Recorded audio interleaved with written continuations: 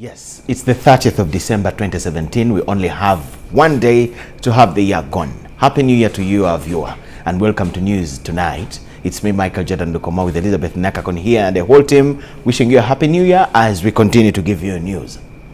In our first story this evening, President Yoweri Kaguta Museveni has received a 355-page report from the Visitation Committee of Makerere University 2016.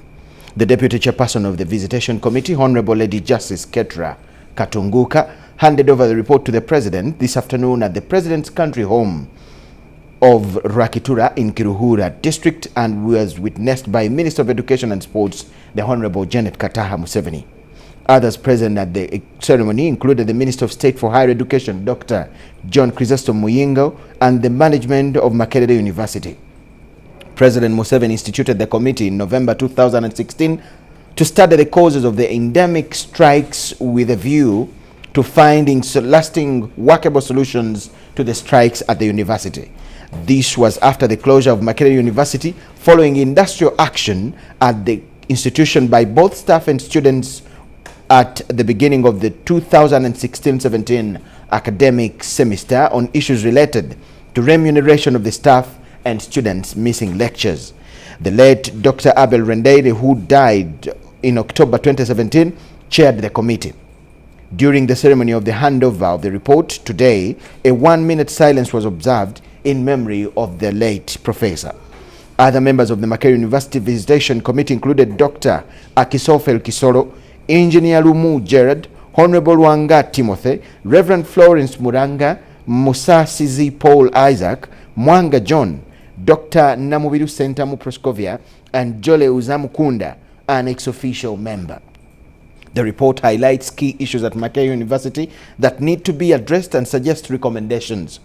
The issues include the deficient national higher education strategy, structures and systems, inadequate governance leadership and management, as well as weak structures for engagement of students, staff, and other key stakeholders at the university.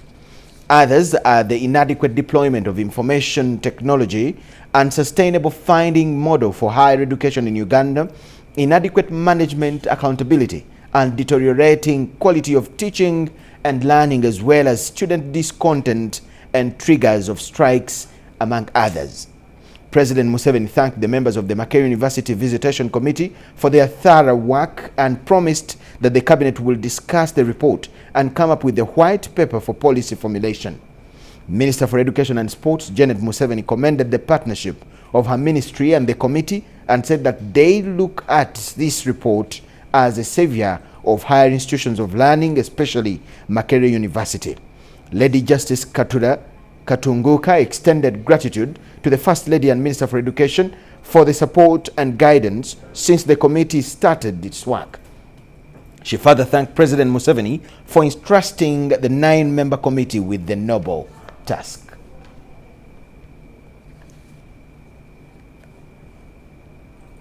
In more news this evening, President Yoweri Kaguta Museveni has won this year's Africa Liberation Prize conferred by the African Liberation Award Committee that met in October 2017 in Dar es Salaam, Tanzania. The African Liberation Award Committee that met in October 2017 in Dar es Salaam unanimously voted for President Yoweri Kaguta Museveni as winner of the 2017 Africa Liberation Prize. The prize has previously been conferred on Mwalimu Julius Nyerere and Dr. Kenneth Kaunda, both in 2017. According to Dr. Nangali, it follows, therefore, that after the two legends of our continent, that is Mwalimu Nyerere and Dr. Kaunda, one would like to know as to why Yoweri Museveni was voted this time round. President Museveni was voted for effective contribution to the liberation of Uganda in the 1970s and 80s from tyranny regimes, thus resulting into political stability in Uganda under his leadership. Uganda has played a leading exemplary role in peacekeeping initiatives in Somalia, the Central African Republic, Congo, and Burundi. Uganda has deployed more soldiers than any other African state for peacekeeping in Somalia. President Museveni has recognized and accepted democratic governance in Uganda by assenting multipartism and private candidature, the reality of which could not be dreamt of in the 1970s and 80s. his zealous and consistent positive commitment to the cause of integration and the East African community since 1993 to date, his lifetime belief and support to Pan-Africanism internationally. According to Dr. Nangali, the Africa Liberation Prize is conferred by the African Liberation Award Committee, of which, given its rules and points of reference, do choose the winner as the attributes are met satisfactorily. The committee is run on a voluntary basis. He says that this award is for Africa and it is a recognized award on the continent. It is set to recognize contributions and initiatives towards African liberation within and outside Africa. Award winners include African statesmen, liberation struggle veterans, peacekeepers, and other individuals. This is a memorable mark for the future generations to emulate.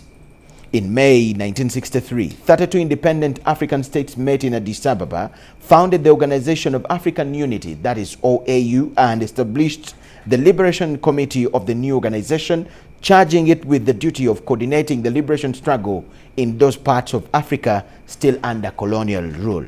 The OAU Liberation Committee was hosted in Dar es Salaam by the government of Tanzania at the invitation of the founding president, Mwalimu Julius Nyerere the late. The 2017 Africa Liberation Prize will be conferred on Museveni at the date to be communicated.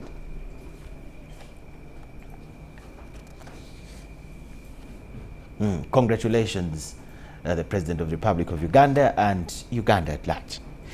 But away from the good news, parliamentary voters against passed constitutional amendment bill from National Resistance Movement Party are eagerly waiting for the summon from the party chairman and president of Uganda, Yoweri Kaguta Museveni. Mukono South MP Johnson Muyanja and Buvuma Island Representative Robert Migadde are the latest to speak out, welcoming the invitation as a rare opportunity that will enable them put the facts straight. Let us see the details. Soon after the passing of the Constitutional Amendment Bill 2017 by Parliament, the President and the National Resistance Movement Chairman is alluded to have expressed intention to meet each of the 27 members who voted contrary to the choice of the majority in the party. Mukono South MP Johnson Muyanja Senyonga and Buvuma Island Representative Robert Migadde expressed readiness to meet the NRM Party Chairman Yoweri Museveni. We needed to meet His Excellency, and I have all the recordings and even some documents which I can show him, which were endorsed by the elderly who are NRM members in the area. One, every member of NRM should always be interested in meeting the President, because the President is not a person you meet easily every day. You may meet him in a caucus of 300 members, and in the end, none of you talks to him. Muyanja unreservedly maintains the decision was the choice of his constituents. Who voted for me are happy because I represented their views. And that's why they gave us money to go for consultation. So this was not an issue that was between me and the party. This was an issue between me and the people whom I represent. And definitely what I said was their views, because I had 21 meetings. The core of the contrary vote taken by the few NRM party members is zeroed on dissatisfaction with the nature of service delivery. We are saying we have 9 sub-counties in Buvuma with 1 secondary school for the 52 islands. The other 51 islands don't know USE. The 5 sub-counties don't even have a single primary school. So I'll remind him on that, because we talked about it on the 10th of December, this same year, before we actually voted. So I made it very clear to the President, unless these issues are addressed, it will be very difficult for me to vote yes. Buvuma Island is not unique from a few constituents like Kumi District, which had the woman MP voting against and constituency representatives taking a yes vote. I cannot explain my colleague's stand. I can only be responsible for my stand.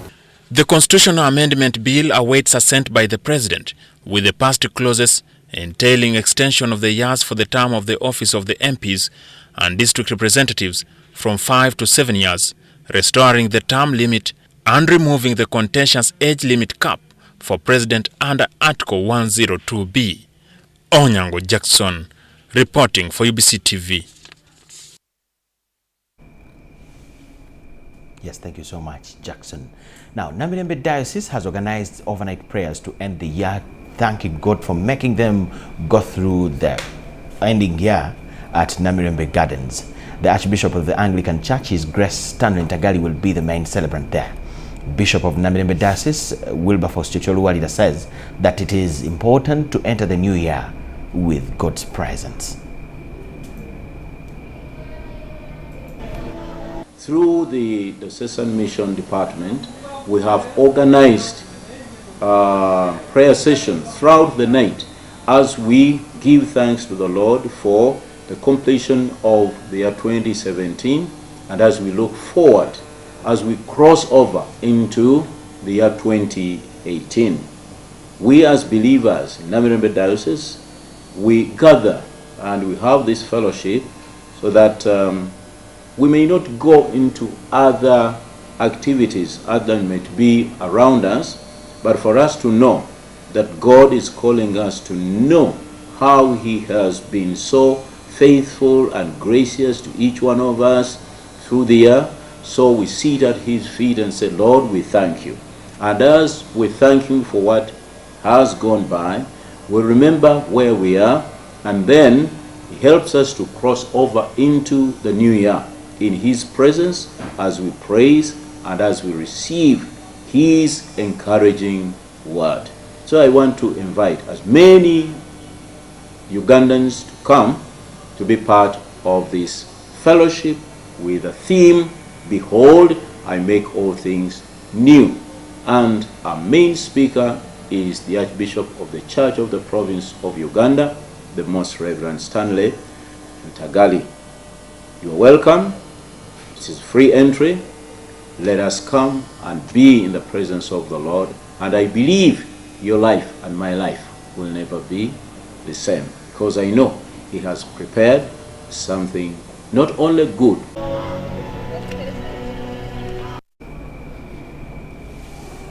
Bishop Chicholuwalida of Namirembe.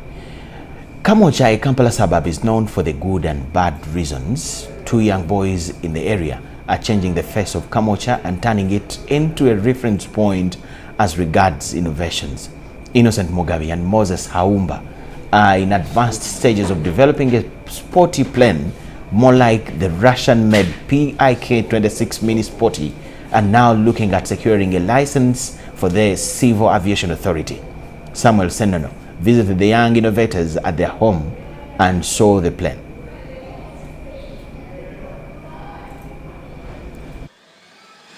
Uganda has witnessed many innovations in amateur aircrafts, but none matches Innocent Mugabe and Moses Sambwa's latest caricature of a sporty plane.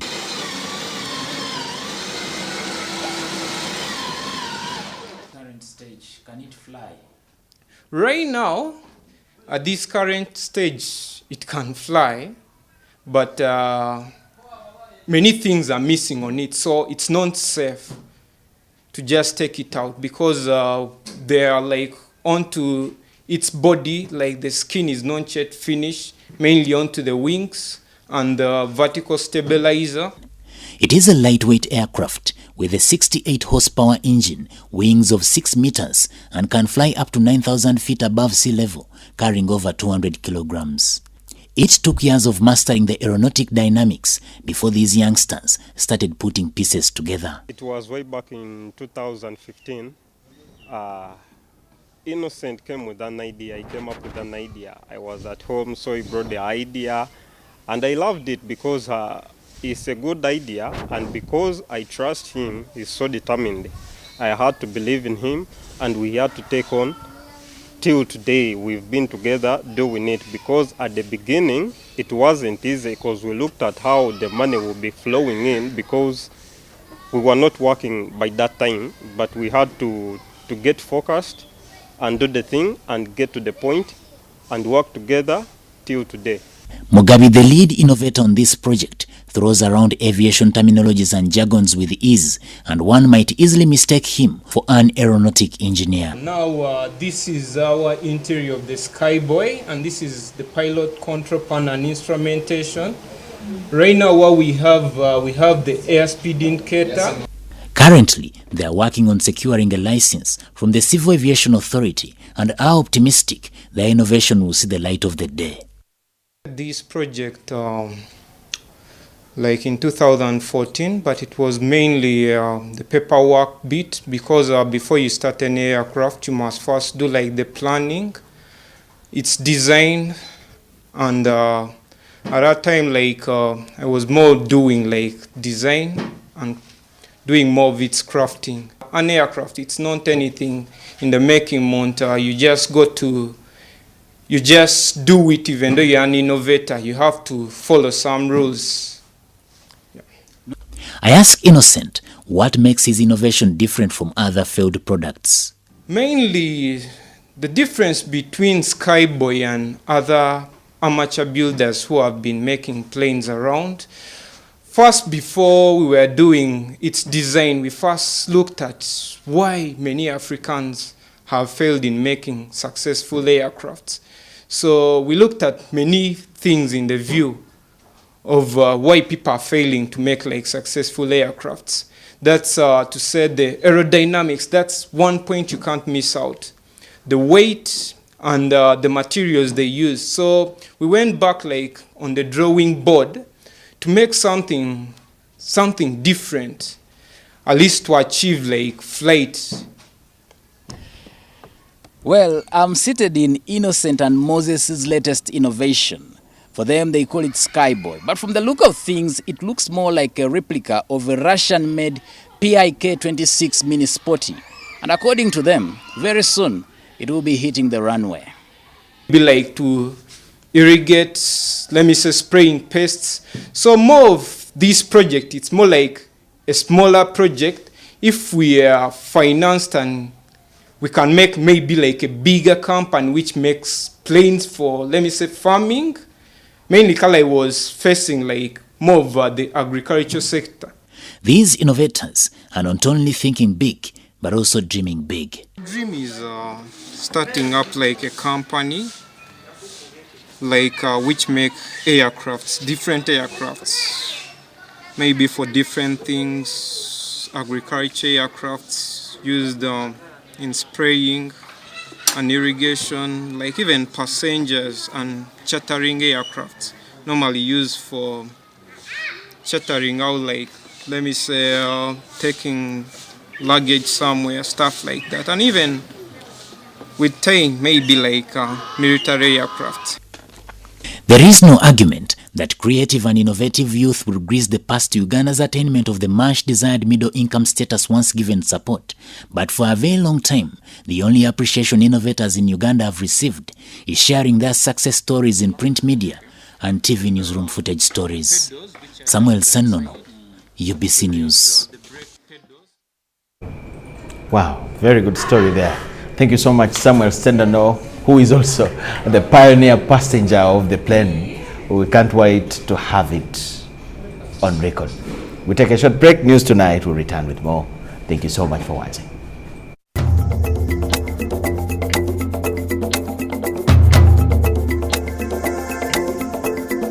Welcome back from the break. This is News Tonight on UBC TV.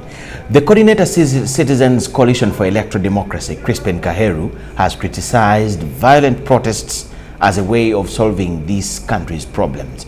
However, a political analyst and Professor Mwambusi Andevesa says that this can only be applicable if there is a national dialogue. How? Let us listen to them in this story.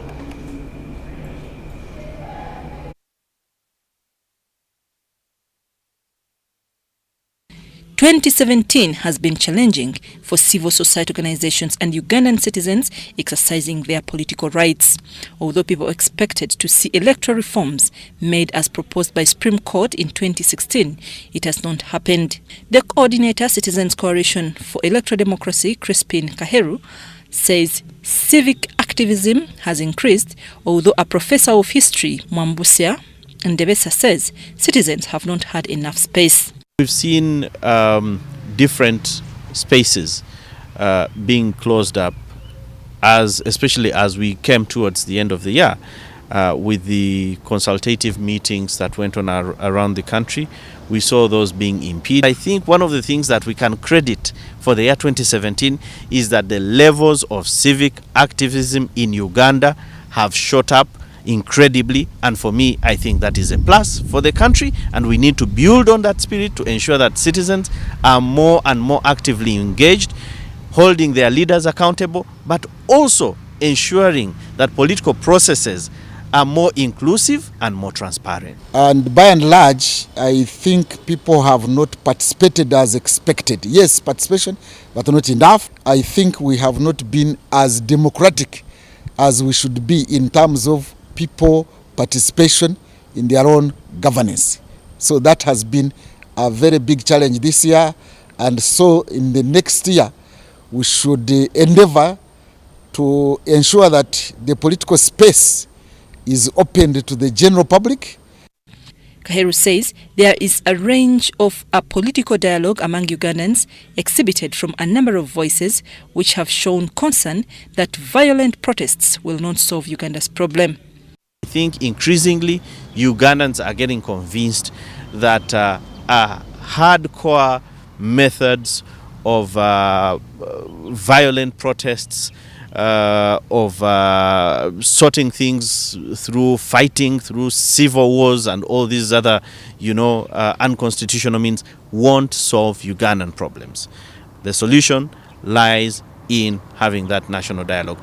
I am happy to hear many voices out there increasingly coming out to speak about the need for a national dialogue. To have a national dialogue, you must have all the participants and actors accept that we need a national dialogue. Two, the national dialogue must be guided by the law so that whatever is the outcome of a national dialogue is implemented. But you can have a national dialogue just to legitimize the existing system. We need a national dialogue. We need to have a new political order based on political morality. On media freedom, the year closes with seemingly absence of freedom of the press and perhaps a call to adherence to media ethics and professionalism. Seeing some of the bad things that have happened to our media industry in 2017, I think I want to make a very strong call onto government to say, come 2018, we need to exercise a very healthy balance between taking criticism, acting on that criticism, but also ensuring that media operates with its space, albeit in a professional manner. The media has not had enough space as expected. So is the civil society, especially NGOs. On passing the amendment to Article 102B of the Constitution was a clear manifestation that there is a gap between the leaders and the people. It was clear that the aspirations and wishes of the people did not match the interests of the legislators or the representatives. It was quite clear that the voice of Ugandans, the majority of Ugandans, was nowhere in that parliament. And even as we continue with the process of, having that bill assented to, that amendment will never have the blessing of a majority of Ugandans. Parliament has abused its mandate in history, in 66, in 67, and now in 2017. The solution to such impunity is for citizens to rise up and take back power to themselves and hold those they give the mandate to rule them accountable, and if not, we bring them back. Buffer. Anybody who thinks is a good person in Uganda should make sure that he participates in public affairs, or else we are good for nothing. Civil society continues to criticize the arrangement of lining behind the candidates as proposed for local council 1 and 2 elections remains a concern for freedom of expression. I'm Nafka Farida and Gloria Gwitabinji. in Kampala.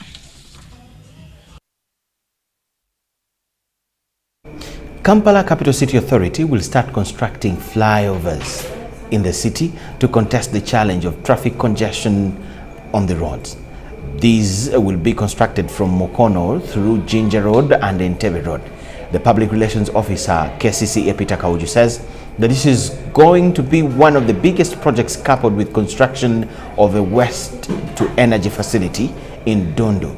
However, on trade order, emphasis will be put on increasing street markets and ensuring that people do not operate in ungazetted areas. Namfuka Farida and Gloria Gwitaminji have this as well.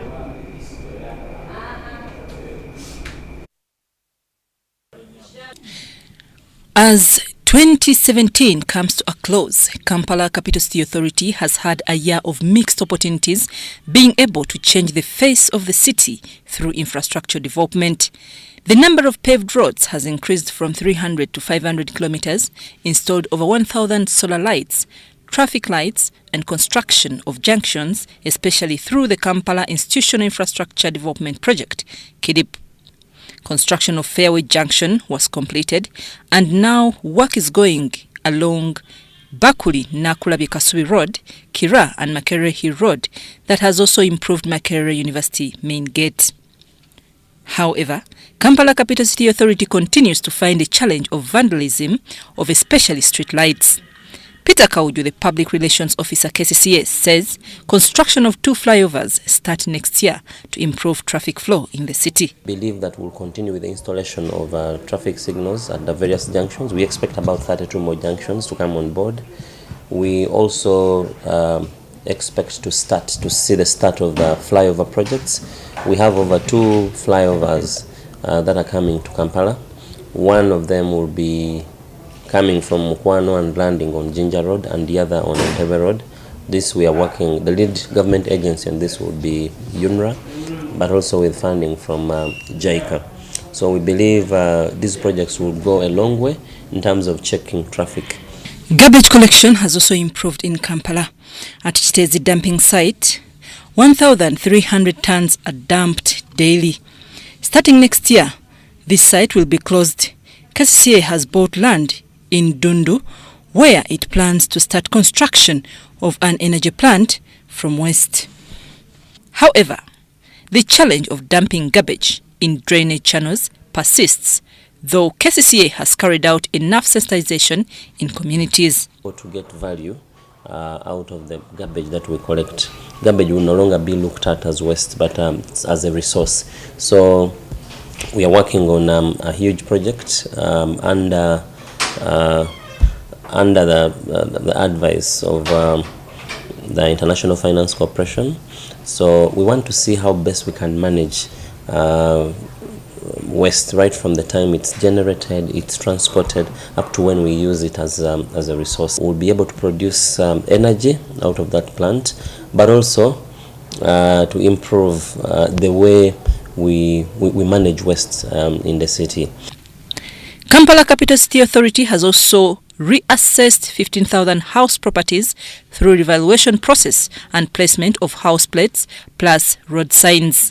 Kauju says this will help in improving service delivery. The year ending, the authority has met a lot of resistance in enforcing trade order. KCCA put a Sunday market for street vendors, but they continue selling their goods in ungazetted places.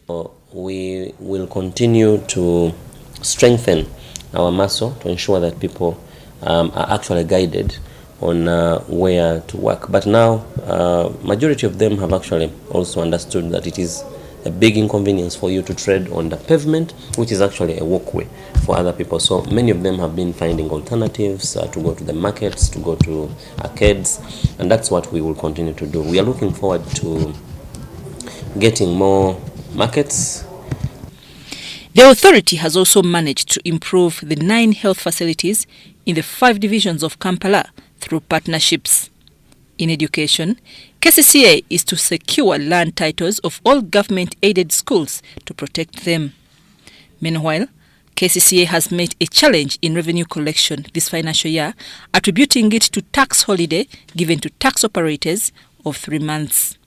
Meanwhile, the chairman, Uganda Transport Development Agency UTRADA, Mayambala Mustafa, is optimistic of having a better 2018 after their meeting with President Museveni. Revenue, this is where we faced a bit of a challenge. We have not been able to get what we expected for the first 6 months of this financial year. So we'll continue to do our best to generate more revenue, because it's from the revenue that we get the money to provide the services in the city.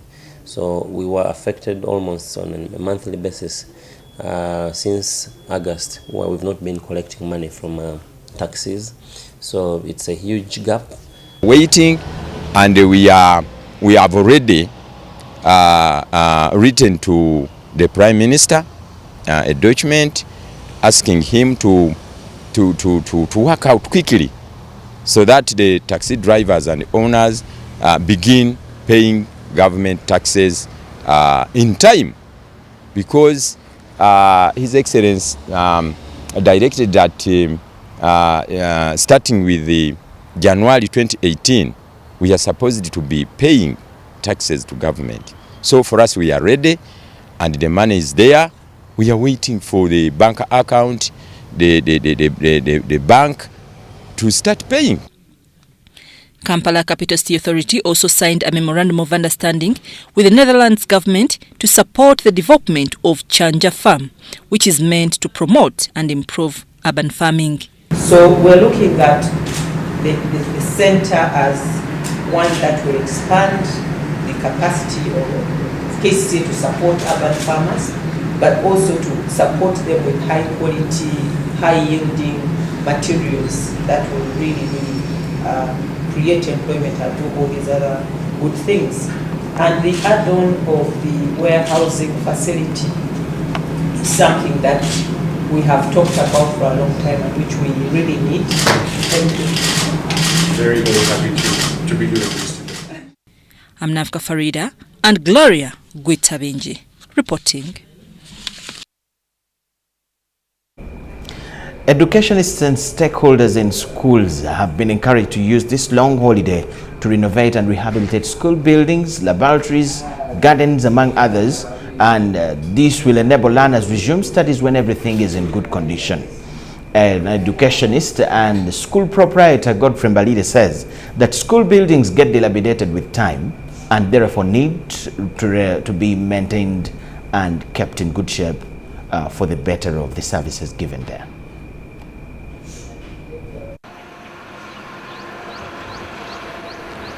Stakeholders in education have been asked to devote these end-of-year holidays to renovate their school premises.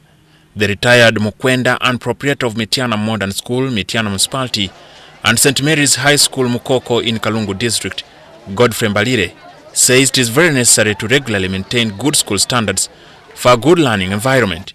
Mbalire was speaking at a press conference at St. Mary's High School, Mukoko, Kalungu District.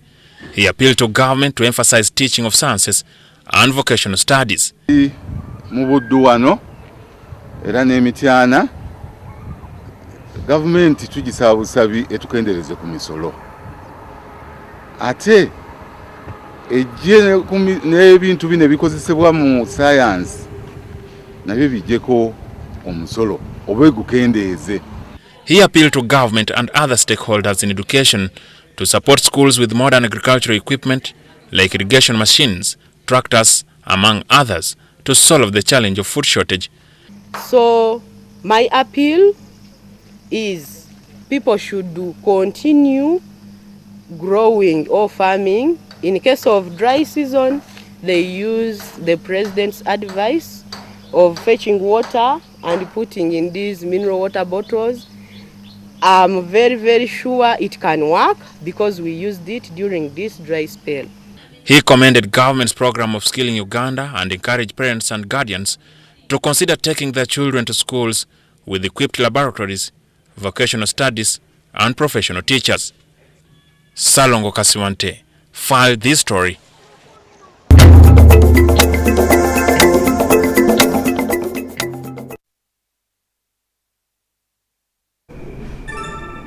Yes, welcome back from the break and thank you so much for watching. In business news tonight, Karamoja sub-region experiences higher temperatures and lower rainfall that affects food production and the quality of pasture for the animals.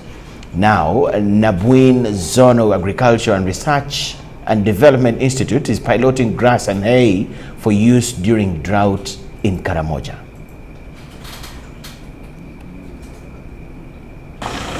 Grazing livestock in Karamoja is challenging to many pastoralists because it affects water access and green pasture. This motivates them to move from one place to another to feed their livestock. To address this challenge, Nabwin Zonal Agriculture Research and Development Institute is introducing growing of grass for hay production for use during drought. The mandate of NARO is research, but the mandate of extension services lies with the Ministry of Agriculture, that is the Department of Extension. So we work very closely with the Department of Extension to ensure that the technology we have from the research institution goes to the people who should use them. We want to avail farmers with the seed, Rhodes grass seed, so that they are able to grow this Rhodes grass on their farms, and then after that they can use the Rhodes grass to provide pasture for their livestock, both for grazing but also for preservation as hay. Rhodes grass, commonly known as Croix Guyana, is one of the species grown at this institute for farmers' seed production. The technology has already been introduced in 12 districts of Karamoja and Teso regions. When you mix the seed with fine sand, and then you drill, after preparing the land finely, you drill lines, and then you get the seed mixed with fine sand, you spread it, and then you cover, very thin cover of the soil.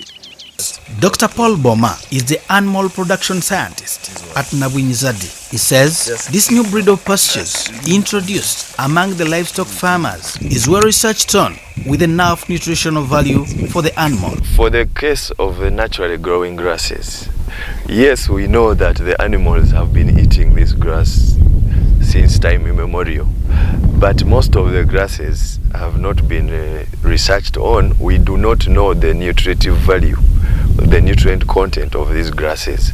So the animal is relying on natural circumstances to try and eke out whichever nutrient it requires in the body.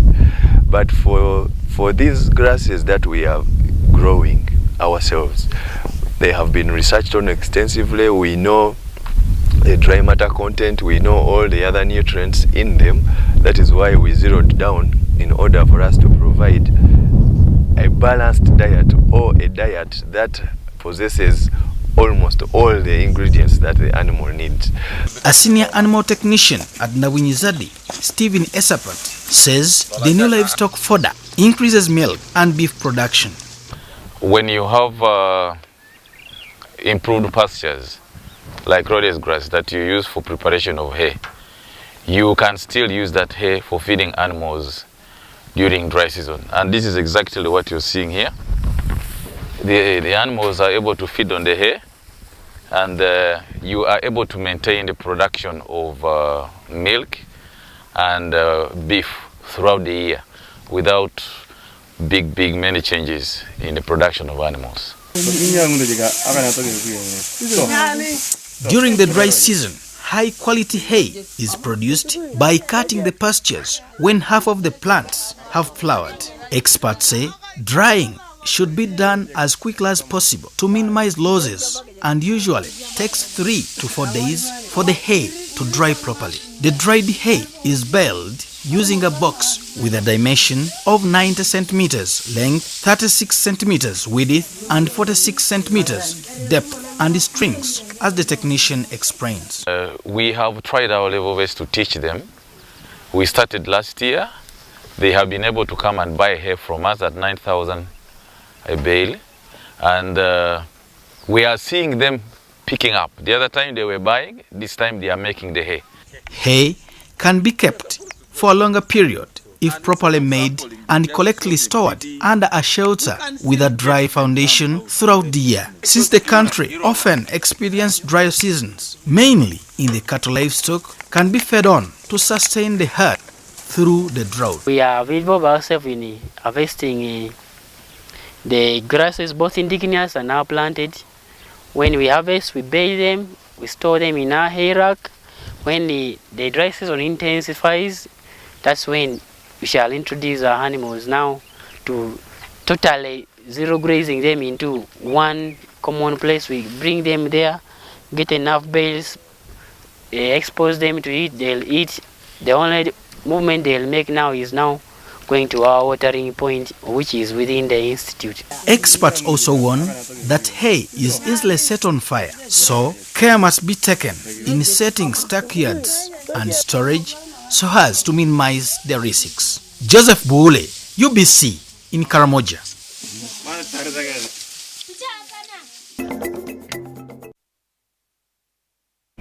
Yes, in the world of sport, the National Basketball League champions, City Oilers, have intensified training ahead of the belated 2017 National League final, in which Kampala International University Titans is their opponent. This final that starts next Friday was postponed because of City Oilers' involvement in the Africa Club Championships. Our reporter John Barnes Sentamu has it. Fresh from representing Uganda at the Africa Club Championship, where they finished 5th, City Oilers Basketball Club is back and ready to play the 2017 league final. Okay, it is a challenging final, but I think we are going to capitalize on the momentum we had from the competition in Tunis, and I guess if we prepare, tighten up our programs and our tactics, I think we shall be okay. But this goes not to underlook KIU. Daniel Joko believes experience gained against formidable opposition will enable the team win a record 5th consecutive crown. We learned how to move with or without the ball. So coming back home and playing these finals, I think meeting teams that are not well prepared like those guys, I think we are going to find it, I won't say easier, but we are going to be having some good time with the teams here.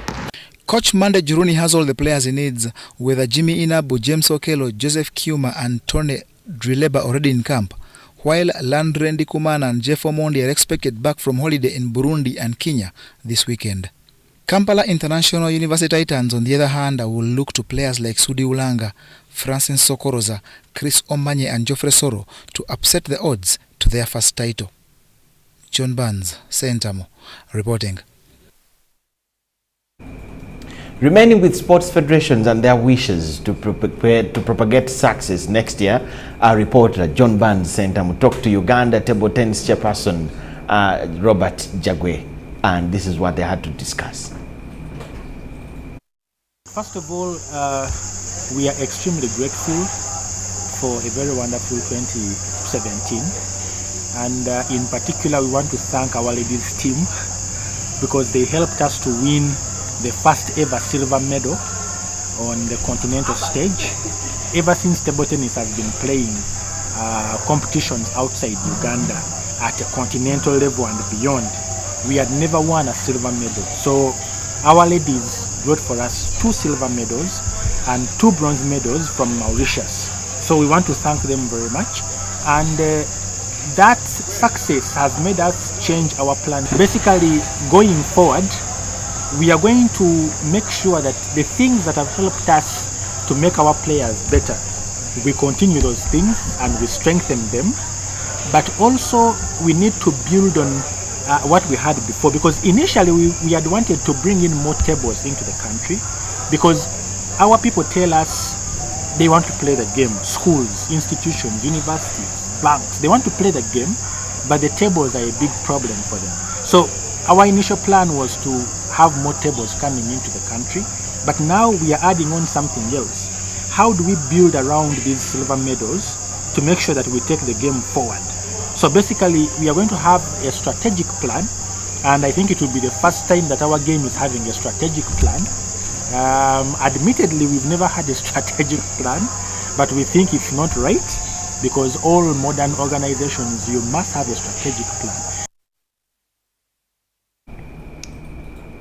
Still in sport, Uganda Woodball Federation President Paul Mark Kayongo is optimistic that strides taken by the sport will enable it scale heights unthought of by many. Kayongo says that most of the energies in the coming year will focus on continuous development, especially at the grassroots level.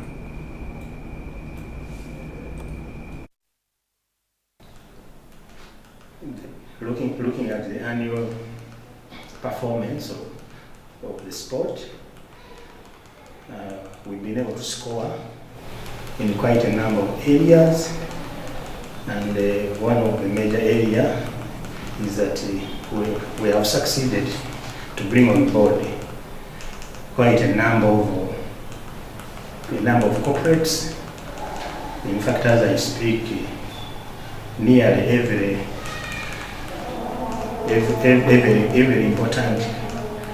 important company in this country has got a player or players participating in the corporate league.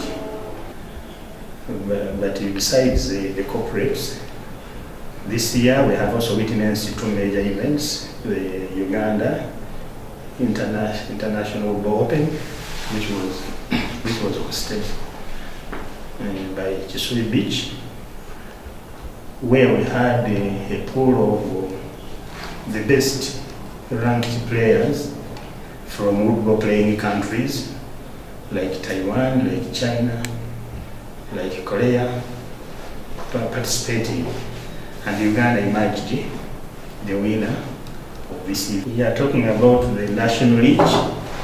This is our baby.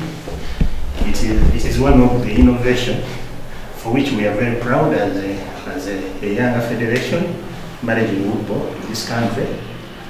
And this is something which all woodball. One of Uganda's longest-serving sports administrators, Jasper Aligawesa, has spoken out on life outside sports and into mainstream politics. Aligawesa quit his duties at the National Council of Sports to pursue a career in politics. He, in fact, contested the past legislature elections and lost in what he still believes was in bad faith. The former National Council of Sports Secretary General says that for sports in Uganda to transform into professionalism, the National Council of Sports Act of 1964 must be revisited. Politics is where everybody is, there are people in the village. I'm telling you, when you go into politics, it's like sports. You find in sports, people have no resources. When you go to politics in the villages, they have no resources. So politics and sports is the same thing. And when we talk about sports now, and I want to urge the government, more specifically to Honorable Bakablins, just let them amend the Act of 1964. Today we are playing at leisure, and that's why I said I salute the sportsmen and women and the administrators of sports in this country, because we work on an old archaic Act of 1964. That Act says one thing: amateur sports. When you look at sports now, everybody want to say that they're what? They're professional, but they're not professional because the Act itself doesn't allow you to be a professional. And I'm glad some sports are turning into being professional, but they cannot do well until that Act is amended. And also, what I'm urging the government, because sports is a big industry today. When you look at Kenya, Ethiopia, Tanzania, everywhere, sports is a big industry. Government should invest. If they're telling people to go in farming, they should tell people to go into sports. Because sports generates a lot of revenue. Not only revenue, they promote the country worldwide. When Chipo teach one at the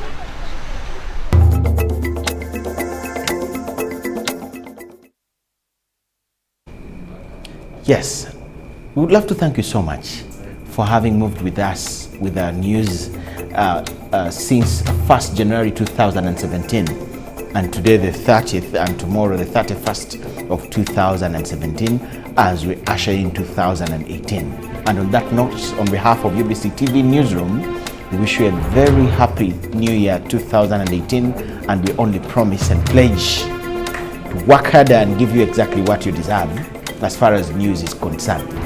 Michael Jordan Lukoma with Elizabeth Nakakoni and the whole team here, Happy New Year and good night.